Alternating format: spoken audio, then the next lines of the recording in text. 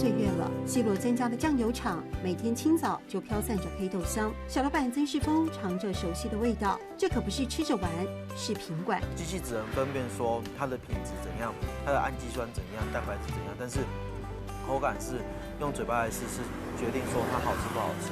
蒸熟的黑豆散热后加入曲菌，铺在竹筛上等发酵，要等7天的酝酿，长出白白的菌丝，接棒下阶段的再发酵。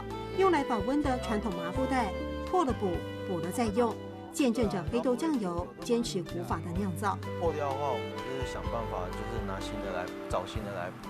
对我们这种业者来讲，我们觉得说这个是一种宝，它是传承下来一种文化。而酱油厂的百年招牌，也在一棒棒的传承下，开始以品牌概念行销海外，要让这台湾独特的滋味征服更多人。国外的红酒在台湾一瓶那么贵，然后大家又趋之若鹜。那我总有一天，我希望把同样酿制的东西的酱油打到西方世界，打到西方文化去，然后让他们品味酱油，就好像我们在品尝它的酒一样。所以，即使比起机器大量发酵的黄豆酱油，黑豆酱油制成繁复又量少，老厂家们坚持留住迷人的味道，把洗干净的豆豉放入瓮缸，粗盐封口，等待最终的香醇酱油。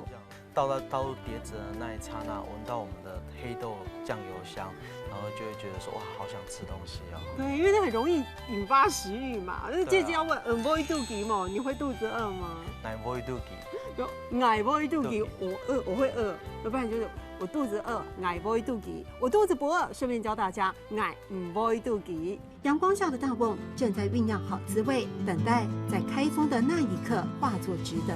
不会肚脐吗？眼唔會肚脐，唔會肚脐麼？眼唔會肚脐。